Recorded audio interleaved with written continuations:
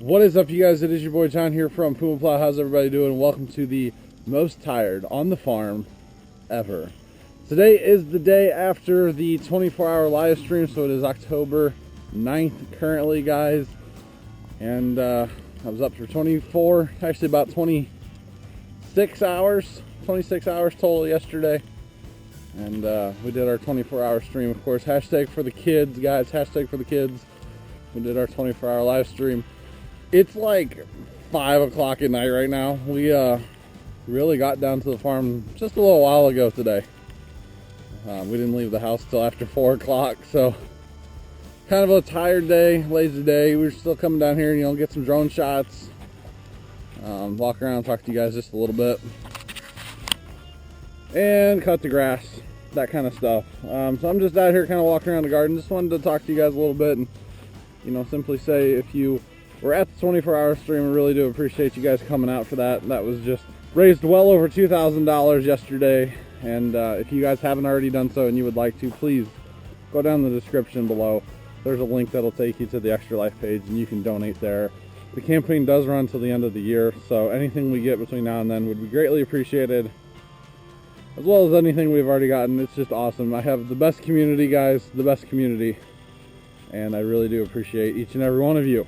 So I always find it funny that you guys always tell me what this is. So what combine is that, guys? And I know you can probably tell in the video if you like zoom in or whatever, right? You know, like here. I just think it's funny. This is a guy that my dad knows, and we're happened to come home from the farm. What day was that we were coming home?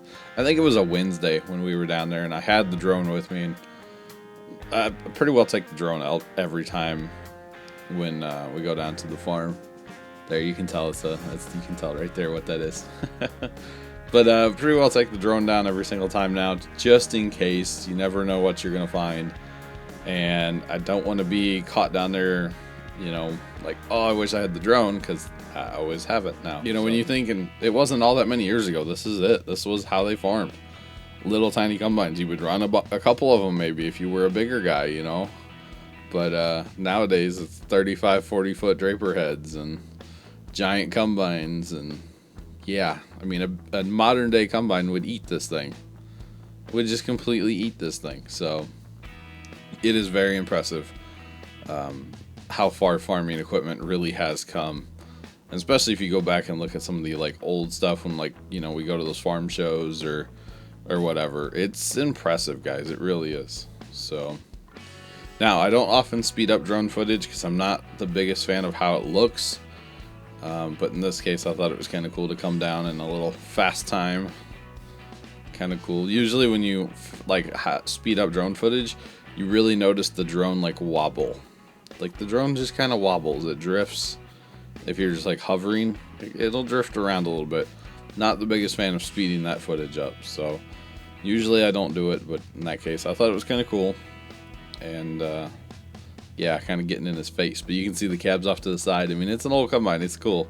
It is very, very cool that he is still using it. Behind the farm, kind of, and this was corn ground out here, and he is chiseling this corn ground now. These are the guys, obviously, that farm our farm that are so cool with me filming and everything.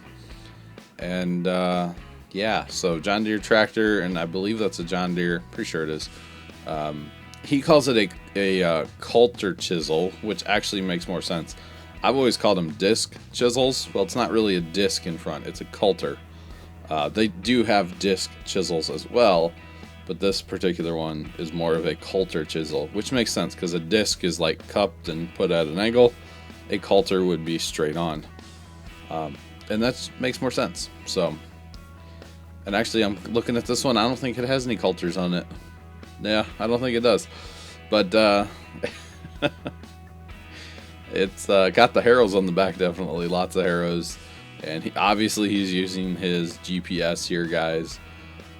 Quite obvious how he is doing that. He's actually running skips so that he's not having to turn so sharp at the ends, because I don't think that tractor would actually turn as sharp as he would need to actually go just like back and forth. So he's going to the end of the field and skipping a few and then going back down, so he always can turn a little wider. So you can see here he's working one pass. He's already done this other one. Then another one he skipped. So he goes down the end, skips a couple, and goes back. But with the power of GPS,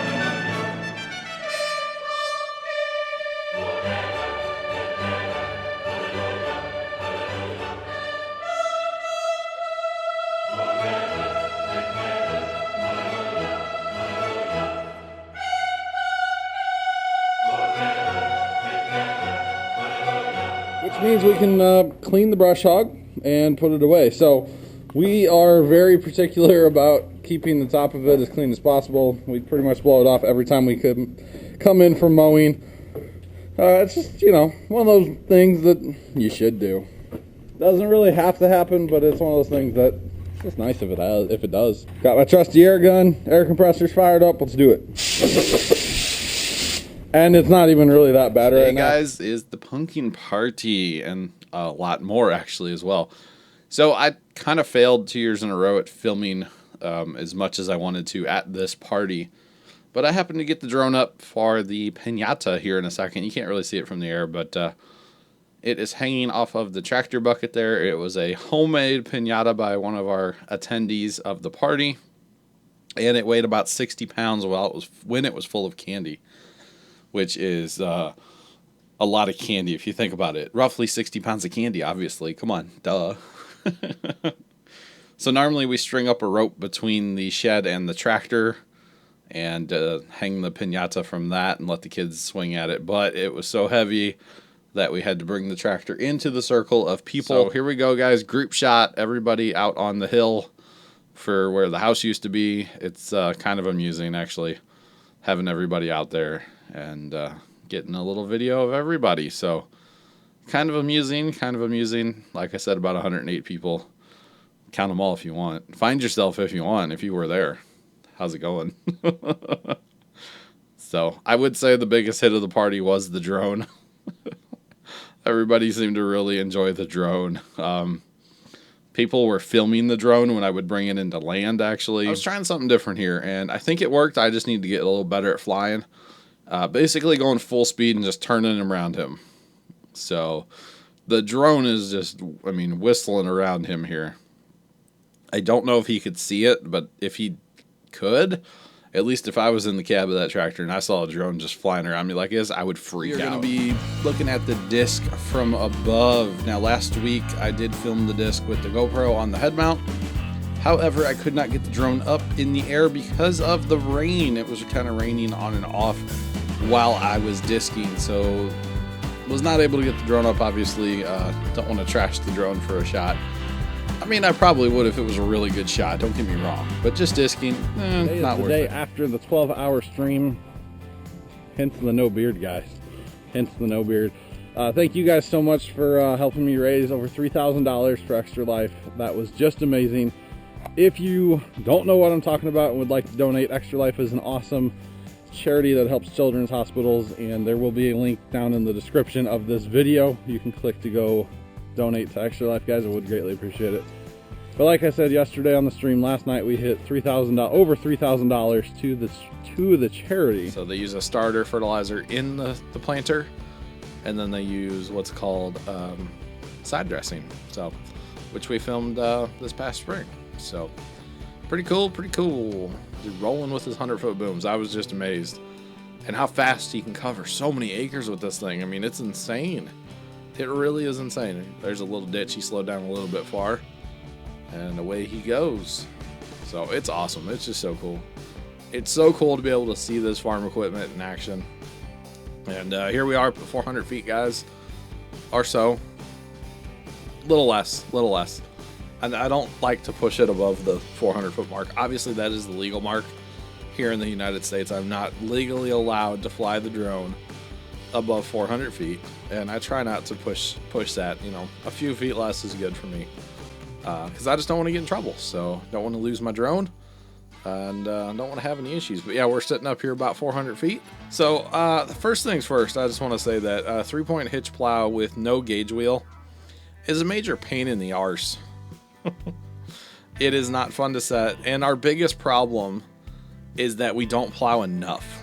If we plowed every year and we plowed, you know, more acreage, you know, more than like an acre, we would have something. But since we don't plow that much, and we don't plow every year, even, it's been 2 or 3 years since we've plowed, 2 years since we've plowed. So, you know, it's a learning curve. We're not the best plow setters out there, and I'm sure some of you guys are gonna have some things to say. But yeah, we plowed the GoPro under a couple years ago there, and this is the shot. This is from the basically where the drawbar mounts to the tractor. You can swing the drawbar to the sides, and it's actually out to the side currently, and magnet mount the GoPro on. And now I run a safety wire on it, so if it falls, it won't lay on the ground.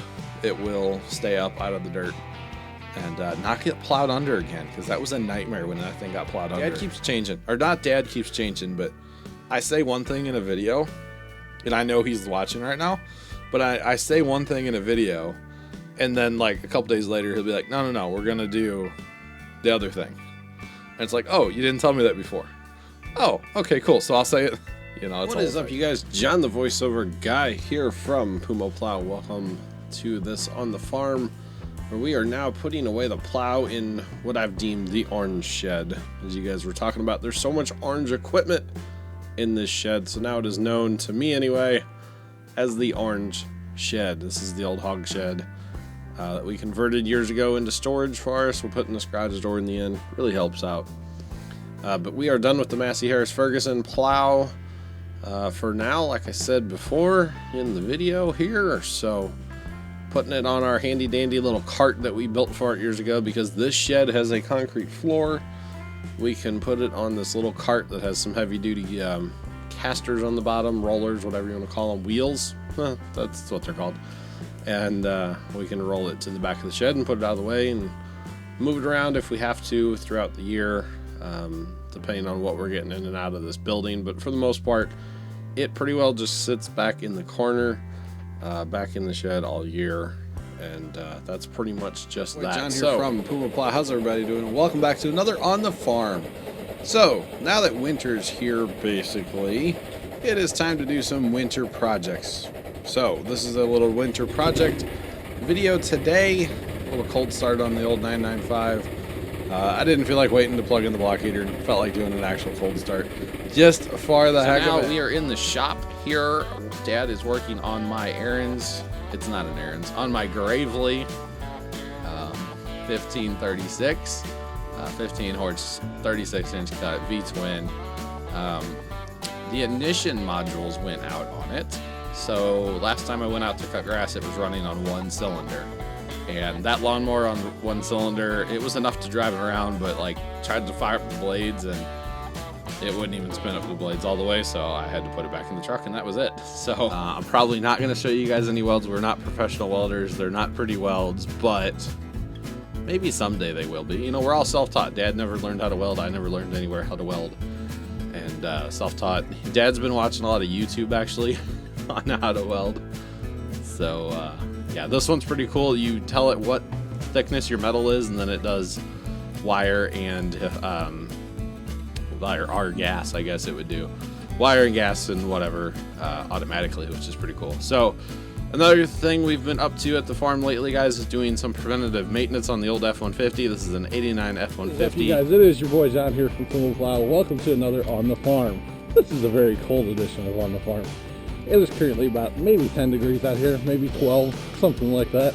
And yeah, it's cold, but not that bad. So yes, we did get our first, like, quote, real snow here finally, and we didn't even get an inch. Dusting at that. And then especially with the lights off, you can really see just how warm it is. This is on high right here at the 40,000 BTU mark.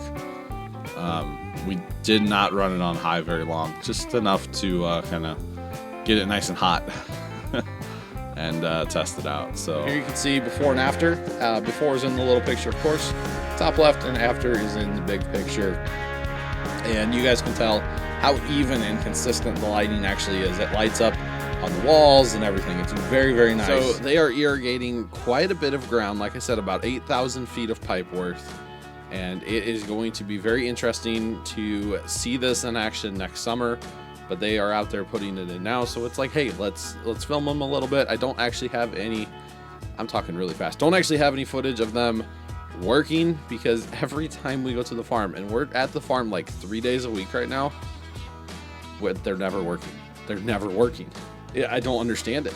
They must work on like Monday, Wednesday, and maybe Friday, but usually between Thursday and Sunday, they don't get anything done. So I don't quite understand it. So fast forward a couple days, we've got a little bit of snow here in the St. Louis area, and we decided to go to the river, and we were amazed at how much ice there was in the river. And there's kind of a reason for the ice in the river, and the biggest reason that I have for you is there's a lock and dam just downstream, and it's preventing all of the ice from just flowing past. Although this river, you know, does run straight north.